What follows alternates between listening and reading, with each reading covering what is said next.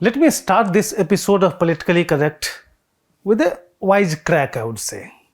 And that is, in Modi era, wisdom comes in hindsight to many reporters like yours truly included. Why am I saying it? Well, because I'm going to tell you today why Prime Minister Narendra Modi couldn't have chosen anyone other than Droupadi Murmu and Jagdeep Dhankhar as the NDA's presidential and vice presidential candidates. Actually, before their names were formally announced, we had a big list of probables. All kinds of names were being floated in political and media circles. But as you know, there is a lesson that Latvian's media has learned the hard way in the last 8 years. Never try to read or guess Prime Minister Narendra Modi's mind. And if some BJP leader tells you that he or she knows the PM's mind, take it with a pinch of salt. Don't write what they claim to know. They're good for intelligent guesses, at best. So when I start telling you why Murmu and Dhankhar are a perfect fit in Modi's mission 2024, you know my wisdom has come in hindsight. Anyway, let me start with some interesting tidbits from Monday's presidential polls, which will also give you an idea about how the BJP outsmarted the opposition in its choice of candidates. So, Bharatiya Tribal Party leader Chotubhai Wasawa voted for Murmu, and he said that, he voted for the one who works for the uplift of the poor. And it's interesting because, he has entered into an alliance with the Aam Aadmi Party. Only last, I think, on the 30th of April or 1st of May, he announced this. In fact, in January this year, the Bharatiya Tribal Party, BTP, it had allied with Asaduddin Owaisi's AIMIM. But 3 months later, it went with the AAP. As you know, Wasawa is, I would say, ideologically neutral. His 2 MLAs were supporting the Ashok Gehlot government in Rajasthan until they withdrew in December 2020. In fact, Wasawa himself had taken a political plunge with the CPIM and then moved on to the Janata Party, then the Janata Dal, then Janata Dal United. So he has been critical of the BJP, but Monday's voting tells you that he is ready to go anywhere, just that he needs a good reason for the switch. In this case, it could be his compulsion because of a tribal presidential candidate, but one cannot rule out anything in future. In Jharkhand, NCP MLA Kamlesh Singh voted for Murmu, but you know the compulsion of Jharkhand politicians. When she was Jharkhand governor, Murmu had stalled 2 tenancy bills brought by the then BJP-led government. There were massive protests by tribals all over the state because it was seen as, that these bills could compromise their rights over the land and their rights over the natural resources. There were huge protests. So when she stalled those bills, she became very popular. She became a champion of the tribal cause in Jharkhand. That's why you also saw how the GMM, decided to break rank with its coalition partner, the Congress, and voted for the NDA's presidential candidate. Then you have another NCP MLA voting for Murmu in Gujarat. Then I can take you to Uttar Pradesh.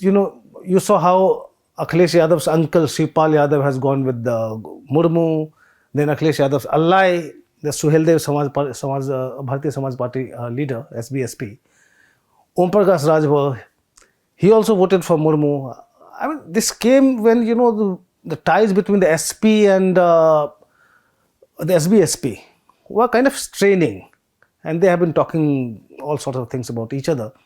But anyway, finally, Rajbhar voting for Murmu. It was not a surprise, but pretty interesting.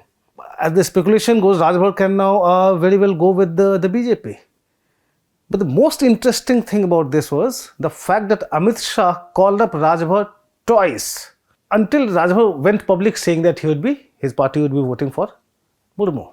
Amit Shah trying so hard to get the votes of just 4 MLAs of SBSP.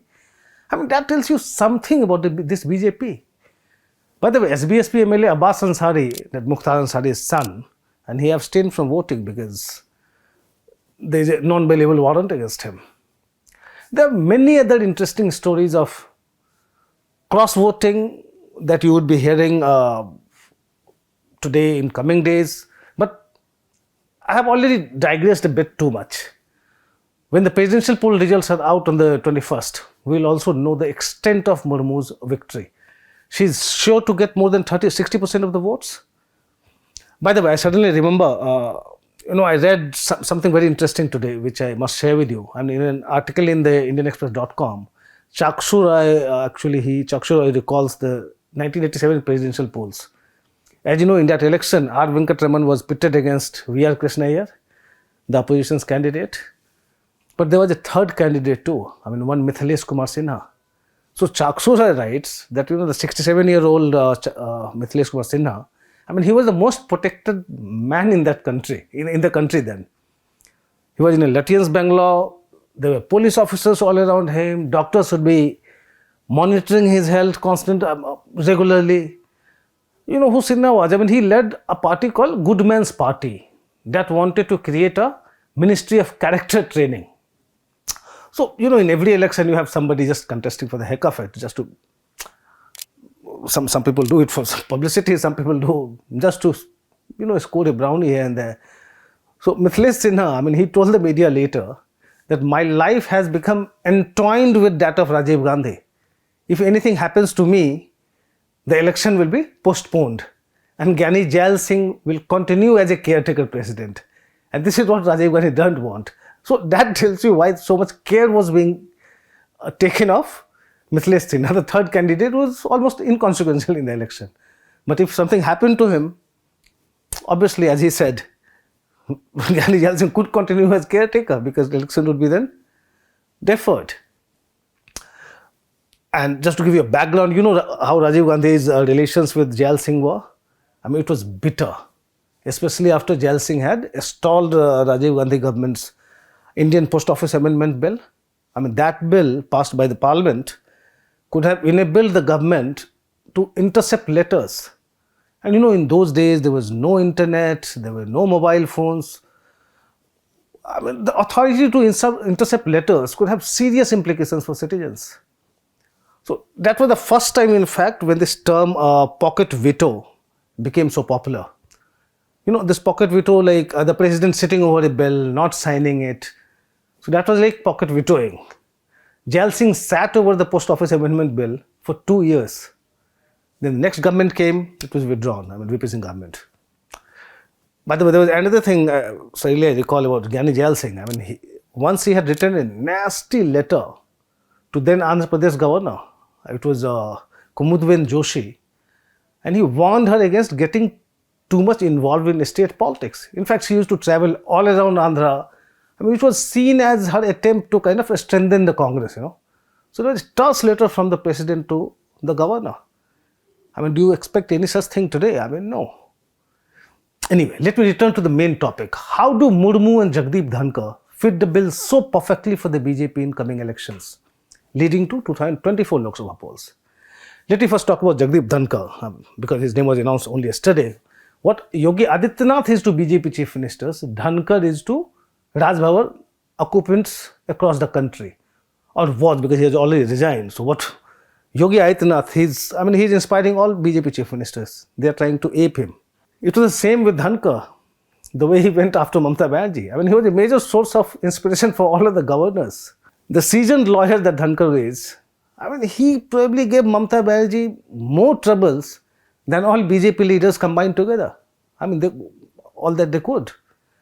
Let me give you an example. So in February, a senior bureaucrat in the state government sent a letter to the Raj Bhavan giving dates for the assembly session to be summoned.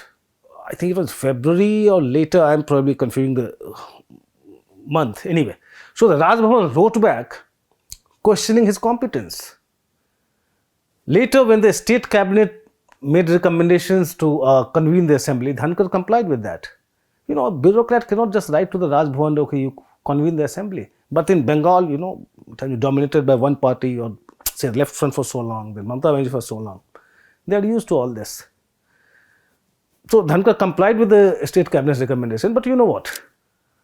He convened the assembly on the 7th of March at 2 a.m. Exactly what was sent by the cabinet. So the chief secretary wrote to the governor, telling him that, it's an inadvertent typographical error, so please make it 2 p.m. Dhankhar refused. He questioned the Chief Secretary's jurisdictional competence. How could the CS tell the governor what was decided by the cabinet? Then Mamata Banerjee called up Dhankhar. He didn't budge. Finally, the state cabinet had to meet again and make another recommendation to the governor to summon the assembly at 2 p.m. on 7th of March instead of 2 a.m. In another instance, when the Assembly Secretariat sent the governor the bill that proposed to make the CM a Chancellor of State University, it was a very controversial bill, making the Chief Minister Chancellor of all universities. When the bill was sent to the governor, he returned it, saying that the inputs sent to him were incomplete. Basically, when you send the bill, you also have to send the transcript of the entire debate. And so he asked the Assembly Secretary that, you have to give English transcript of the debate on that bill. And so it was incomplete. It has been about a fortnight, but the Assembly Secretariat has not sent it to him. That's Jagdeep Dhankhar teaching Bengal's ministers and bureaucrats a bit about the constitution and laws. Even in Delhi, he was a senior counsel at the Supreme Court for a long time, for over 2 decades, 2.5 decades. So he was known as the most underestimated senior counsel at the Supreme Court. So Modi knows he can bank on Jagdeep Dhankhar when the opposition members in the Rajya Sabha start reading the rule book, as is their own. Dhankhar's friendship across aisles would be helpful too. As Kolkata Raj Bhavan people tell me, that despite his constant run-ins with Mamata Banerjee, their telephonic conversations between the two never lasted less than 10-15 minutes. And when they met, or whenever they met, their meetings never lasted less than 100 minutes.